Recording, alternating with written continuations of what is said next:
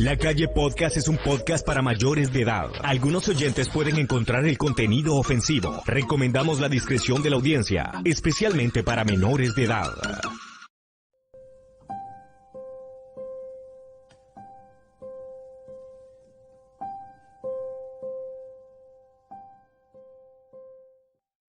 Magdalena Solís fue una asesina en serie y líder sectaria mexicana, conocida como la gran sacerdotista de la sangre. Fue responsable de por lo menos 8 asesinatos. Según algunas fuentes, su número real de víctimas asciende a los 15, cometidos en la pequeña comunidad de Hierbabuena en San Luis Potosí, México. Su historia se trata de uno de los pocos casos documentados de asesinas en serie que tuvieron una clara motivación sexual. Era una asesina organizada, visionaria, sedentaria, depredadora sexual y que mataba en grupo. Acompáñanos a descifrar la historia de Magdalena Solís, la gran sacerdotista de la sangre. Yo soy Reina González. Y yo soy Marisol. Oye, ¿qué onda, no? ¿Una mujer? Finalmente nos tocó hacer una mujer que era asesina en serie. Una americana, ¿no? Ella y... muy interesante la historia de Aileen Wuornos. Aileen Wuornos, yes. Hay una película que se llama Monster. Muy interesante. Pero fíjate...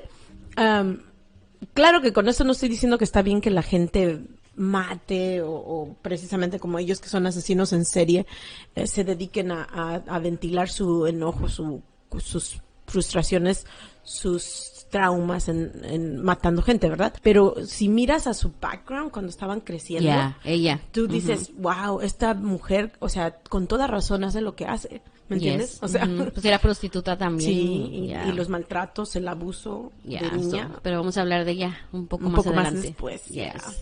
Vamos a hablar un poquito sobre Magdalena Solís y su perfil psiquiátrico. Bueno, Magdalena Solís provenía de una familia de escasos recursos, o sea, alguien pobre y muy probablemente disfuncional. ¿A qué se refiere esa palabra disfuncional? Precisamente a lo que estábamos refiriendo cuando mencionamos a Aileen Wuornos, que pues vienen de familias donde hay golpes, donde hay abandono, donde falta alguno de los padres o si no los dos, los abusan a los niños.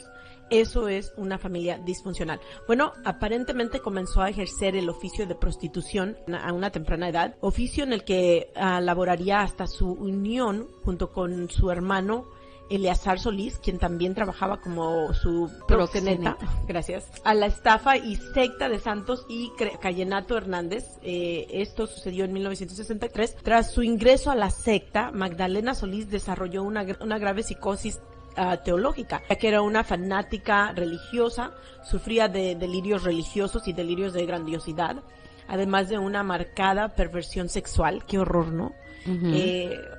Que se expresaba en el consumo de sangre de sus víctimas como un vampirismo y en el terrible sadismo con el que perpetró todos sus crímenes. Vamos a hablar ahora de eso.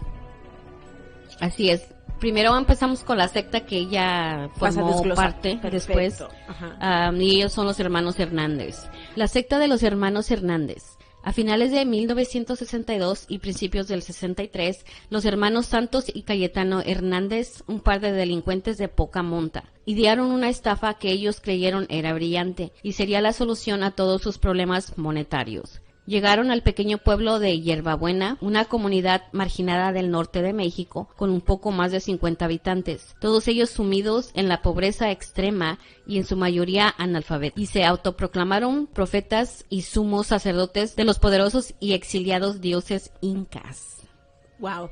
Les dijeron que los dioses incas, a cambio de adoración y tributos, les otorgaría tesoros escondidos en las cuevas de las montañas, o sea, al poblado. Y bueno, luego, donde también realizarían sus ritos, ¿verdad? Pero eso lo vamos a hablar más después. Y que pronto vendría a reclamar la potestad sobre su antiguo reino y castigaría a los incrédulos. Pues fíjate, o sea, les metió miedo, sí, usaban el miedo no para sabían, controlar. Son alfabetos. Sí, o sea, no sabían leer, no sabían escribir, no, y bueno, nada. Un libro en un lugar donde la gente es pobre es pues un lujo. Exactamente. Es un lujo. Los Hernández, por completo ignorantes de la mitología inca y prehispánica de Perú, empezando por el hecho de que los incas nunca habitaron en México, convencieron a muchos de los habitantes de Hierbabuena, quienes, presos de la ignorancia y la miseria, creyeron en el tal absurdo. Así los hermanos fundaron una secta relativamente nutrida, de personas, desde luego, exigieron a los adeptos tributos económicos y sexuales. Fíjate, la gente hasta qué punto está, tanto a mujeres como a hombres, no piensen que solo a las mujeres, era parejo, ahora sí que presta para la orquesta. Los Hernández pasaron a ser unos simples ladronzuelos, a estafadores y esclavistas sexuales que organizaban orgías durante las cuales usaban narcóticos, drogas, alucinantes, etcétera. Wow. El culto permaneció así funcionando sin problema durante un tiempo, después de cual los creyentes comenzaron a impactarse al no ver cumplirse las promesas. Entonces, idearon un plan, fueron a Monterrey en busca de prostitutas que quisieran formar parte de la farsa. Y ahí es cuando contactaron a Magdalena y a su hermano, quienes accedieron. Durante un ritual presentaron con ayuda de un truco de magia barato una cortina de humo a Magdalena Solís como la reencarnación de una diosa. Con lo que nadie contaba es que Magdalena Solís sí se lo creía. ¡Wow! Y ahí viene la ciudad de grandiosidad, sí. Exactamente. Bueno, Magdalena entró a la secta después de ser reclutada en Monterrey. Los pobladores no veían resultados, mucho menos el tesoro que les habían prometido, y comenzaron a pedirle a Santo y a Cayetano una respuesta. La asesina serial inmediatamente tomó el control cuando dos ciudadanos quisieron abandonar el culto y proclamar su hartazgo entre los tributos económicos y los sexuales, desde luego. Los otros fervientes los acusaron con los líderes. Entonces, bueno, se les vino encima la mujer Magdalena. Así es, ella decretó que debían morir. Fíjate. Las víctimas fueron linchadas. Muy típico. O sea, es básicamente hacían lo que ellos querían. Porque era una secta y todavía no llegaban nomás hacían orgías, usaban drogas y X cosa, todavía no mataban. Hasta que estos dos dijeron, pues, ¿qué está pasando? Sí. Qué tremendo, ¿no? Sí. Nada de los que nos prometieron es verdad. Es verdad, ya. Bueno, ahora sí, la gente comenzaba a darse cuenta de que eran mentira, pero a través del miedo, a través de los golpes, ¿verdad? Ahora sí que usan a una persona como ejemplo. Les damos a estos dos y con esto se van a tener que amarrar los demás. Posterior a estos dos primeros asesinatos, como es característico de los asesinos en serie, y sus crímenes evolucionarios se tornaron más violentos. Aburrida de las simples orgías, comenzó a exigir sacrificios humanos e ideó un ritual de sangre, el sacrificado, que era siempre un miembro discendente, ¿verdad? Una persona que quería irse. Era brutalmente golpeado, quemado, cortado y mutilado por todos los miembros del culto. Posteriormente, se le practicaba una sangría. La víctima era desangrada hasta morir. La sangre se depositaba en un cáliz mezclada con sangre de pollo. El ritual incluía sacrificios animales y el uso de narcóticos. La marihuana y el peyote eran unos de los más comunes. Solís bebía del cáliz y después daba a beber a los sacerdotes, los hermanos Hernández y a Eleazar Solís, y finalmente daba a los demás miembros. Supuestamente esto les otorgaba poderes extranaturales y para terminar les sacaba el corazón al sacrificado. Wow. Porque supuestamente así le hacían los incas. Sí. ¿Sí me entiendes? O sea, basándose en estos elementos, ahora sí, de la mitología azteca, aseguraban que la sangre era el único alimento digno para los dioses. A través de ella preservaba su inmortalidad la diosa. Necesitaba beber sangre para mantenerse eternamente joven. Así que supuestamente Magdalena Solís era la reencarnación de la diosa azteca Huatlicue, diosa de la fertilidad. Las carnicerías duraron 6 semanas continuas del año de 1963, periodo en el cual 4 personas murieron de esta terrible forma, y en los últimos sacrificios se llegaron a extraer el corazón de las víctimas vivas. Es casi más o menos como, o sea, habla de los incas y aparte tienen cosas de los aztecas. La penca de la Magdalena y los pencos que vinieron a establecer la secta mezclaban de una cosa con otra, porque como dijimos al principio, ellos ni siquiera sabían que los incas no habían vivido en México. No. Entonces se imaginaban que mezclaron los incas con los aztecas. Exacto. Y aparte se me imagina mucho esto como le hacían, ¿sabes? ¿Visto la película de cómo se llama? De Mel Gibson? Ellos también hacían, en la película salen los rituales que le hacían a los dioses. Oh, entonces no sé qué película me estás hablando, fíjate. Apocalipto se llama. Oh, okay. Ya, igual, así, si miras esa película es así, sacrificaban los secuestraban como de otras tribus y se los llevaban para sacrificarlos al dios del sol. Oh, wow. Yeah, o sea so que it's kinda, esto se me... similar. Ya, ajá. No dudes que hayan, bueno, no, porque era 1963, pero igual, ¿no? O sea, te imaginas, a lo mejor vieron la película, pero pues no pudieron en ese tiempo. No, pues está saliendo en el 2006. Una noche de mayo, en 1963, un joven de 14 años de edad, vecino de la localidad, Sebastián Guerrero, deambulaba por las cercanías de las cuevas en donde la secta de Solís realizaban sus ritos. Atraído por las luces y los ruidos de que salían de una de las cuevas, entró a husmear, ¿verdad? A andar de curioso, y se encontró un terrible espectáculo y en silencio observó la atroz masacre que sufrió una pobre y desconocida víctima. Aterrado, corrió más de 25 kilómetros desde Hierbabuena hasta la localidad de Villagrán, lugar donde se encontraba la estación de policía más cercana. Exhausto y todavía en estado de shock, no aceptó en dar ninguna otra descripción del grupo de asesinos que, presas del éxtasis, se aglutinaban para beber sangre humana como vampiros. Los oficiales se rieron de las declaraciones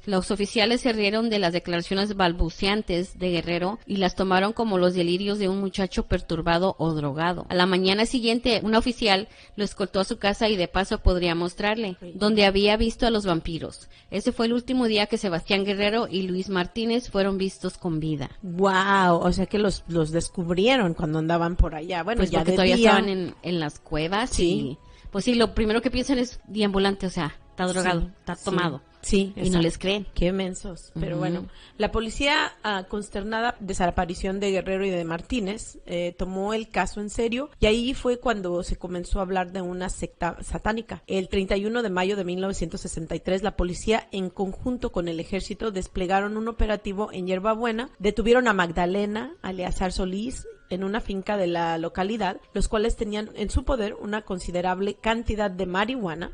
Santos Hernández murió abatido por las balas de la policía al resistirse al arresto, y Cayetano Hernández fue víctima de sus propias mentiras. Fue asesinado por uno de los miembros locos de la secta, llamado Jesús Rubio, quien ante la crisis quiso poseer una parte del cuerpo de un sumo sacerdote para protegerse. ¿Cómo ves? En pesquitas posteriores se encontraron primeramente los cadáveres descuartizados de Sebastián Guerrero y Luis Martínez, cerca de la finca donde fueron detenidos los hermanos Solís. A este último se le había extirpado el corazón al estilo de los sacrificados aztecas. Y después fueron hallados los cuerpos también descuartizados de las otras 6 personas en las inmediaciones de las cuevas. Terrible. Magdalena y Eleazar Solís fueron condenados a 50 años de prisión por tan solo 2 homicidios. Fíjate, 2 homicidios cuando hubo 6. Que fue de Guerrero y Martínez, del niño y del policía. Policía, fíjate. Ya que no se le pudo comprobar su participación en los otros 6 asesinatos, porque todos los miembros del culto detenidos se negaron a declarar en contra de ellos. Todavía los tenía tan brainwashed bajo sus influencias. Muchos de los miembros de la secta murieron abatidos en el tiroteo con la policía, ya que armados se atrincharon en las cuevas. Los que cayeron detenidos fueron condenados a 30 años de prisión por 6 cargos de asesinato en la modalidad de homicidio en grupo o pandilla o alinchamiento, y su condición de analfabetismo y pauperismo sirvieron de atenuantes. No fue hasta años después que algunos exmiembros de la secta hablaron de los horrores del culto. Qué tremendo, ¿eh? Este es un caso un poquito corto porque casi no hay mucha información, pues, para razones de 63. Por los años en que sucedió, y bueno, porque la gente de a tiro no hablaba. No hablaba. No, es que es como no escribía. La secta de Charles Manson. Sí, ándale, o sea, que también luego vamos a hablar un poco más adelante de Charles Manson, y ese sí tenía labia, y él no era tonto porque él los ponía a matar por él. I think like once. No, creo que fueron una sola vez nada más. Yeah, something like that, y siempre. Pero ella no, porque ella era la que hacía los sacrificios. Bueno, yo pienso que ya desde el principio ella tenía esa preconcepción, o sea, idea de que iba a hacerlo en bola para que nadie pudiera decir después, ella lo hizo. Pues porque ella era prostituta, y estos dos fueron a buscarla, los Hernández, ¿no? Entonces le lavaron la cabeza y ella se creía de las cosas porque sufría, estaba enferma mentalmente. Sí. And she was like, okay, sí soy la diosa, ¿no? Qué tremendo, ¿no? O sea, nos da risa, pero en realidad esto sucede. O sea, estas cosas suceden y pienso que más de una vez hemos estado enfrente de una persona que tiene ideas de grandiosidad y no la reconocemos también, porque desde luego ellos no llegan a matar a alguien ni a hacer este tipo de cosas, pero... Y ahorita en estos tiempos casi no se da eso, ahorita ya de ese tipo de... Sí se da de que sacrifican animales y eso, pero así de humanos. Que se mire mucho. Sí. Dicen que hay sectas que sí las hacen, pero la mayoría de las cosas se ven los animales. Sí, pensándolo bien aquí en Estados Unidos, pues es más difícil, ¿no? Porque ya te pierdes inclusive la gente que vive en la calle, como quiera, reportan. Pues son los que agarran primero. Sí, se dan cuenta, pero está más canijo que lo hagan. Pienso que en lugares como México y otras partes del mundo donde quizás no llevan un récord de personas como lo llevan aquí, y tengan un sistema como el que parece que hay aquí, ¿verdad? Porque parece. Usted pensara que es fácil encontrar a una persona, es muy difícil. En cualquier lado. Sí, aquí un poco más, pero es que también todo depende de la policía, porque no Correcto. Fíjate, te voy a contar una anécdota. Uno de mis tíos, que todavía tiene 80 años el señor, viaja de México para acá, a Chicago, y mi tío se perdió. En un momento dado, no sabíamos dónde estaba, porque tiene problemas de Alzheimer's que le comienzan, pero él es bastante inteligente. Igual, si están enfermos, no cuentes con que sean inteligentes, porque esas cosas, son cosas que tú dices, pero el sentido común me dice hacer esto, pero ellos simple y sencillamente, la enfermedad you forget everything. Exacto, completamente desaparece el sentido común. Bueno, de cualquier manera, mi tío se perdió. En la salida de México, estando ya en Texas, ya no supimos nada de él. Entonces me llamaron mis primas y me dice una de ellas, no, Mari, es que quiero que pongan un flash en la radio. Y le dije yo, bueno, vamos a hacer algo un poco más que eso. Le digo, yo pensaba que él estaba perdido en México. Cuando ella me dijo eso, porque no me podía explicar de lo loca pues desesperada que estaba, de lo dolida que estaba, no me podía explicar. Yo entendía que estaba mi tío perdido en México, y ahí sí, cuando me dijo Reina, yo dije, no, ya valió queso, porque ¿qué vamos a hacer? Ya valió madre, ¿cómo lo vamos a buscar en México? Era lo que yo pensaba. Allá todo es sin ton ni son, la gran mayoría de las cosas. Pero bueno, cuando finalmente hablé con otra de sus hermanas, ya me dijeron que estaba perdido en Texas. La última vez que se comunicó, él ya estaba en Texas.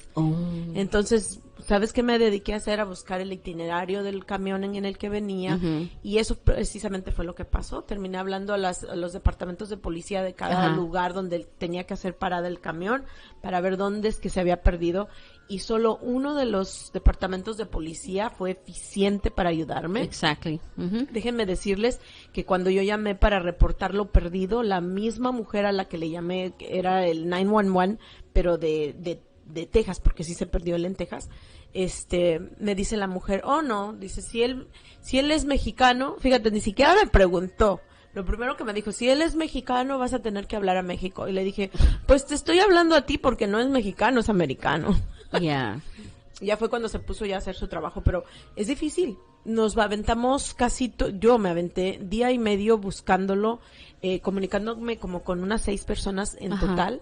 Inclusive el Greyhound se portó muy bien al principio. Muy difícil de comunicarte con ellos también, muy difícil. Pero sí existen algunas reglas que ellos tienen donde puedes pagar extra y tener que alguien que los escort al bus y subir y bajar del bus. Entonces todas estas cosas aprendí, pero es difícil encontrar una persona. Entonces piense usted, ¿no? O sea, en el tiempo del caldo, que fue en 1963, pues ¿cómo? No, y en México no, pues es un poco más difícil allá. Aquí, si una persona, es imposible, ¿eh? Si no es imposible. Aquí sí, aunque esté enferma como de Alzheimer's, hay ciertas enfermedades que las ponen prioridad. Correcto. Pero si es una persona común y corriente, you have to wait 48 hours. Exacto. Para que puedas reportarlo como desaparecido. Bueno, literal, todo esto llegó a que yo estaba ya tratando de contactar a la doctora de mi tío para que nos extendiera, porque también, ves que le llaman el Amber Alert, y para los ancianos tienen el Fox Alert, o Silver Alert, Silver Alert.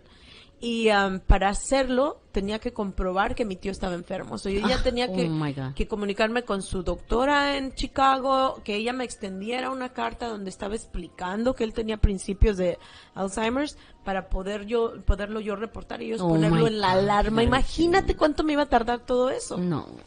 Una cosa ridícula, pero también entendible, pero simple y sencillamente nos explica cómo es de difícil de poner nada más un flag de búsqueda para alguien.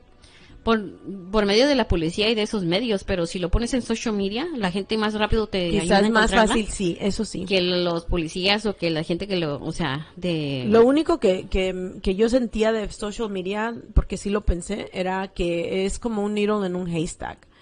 Porque pones nosotros como que le prestamos más atención a la gente de más joven.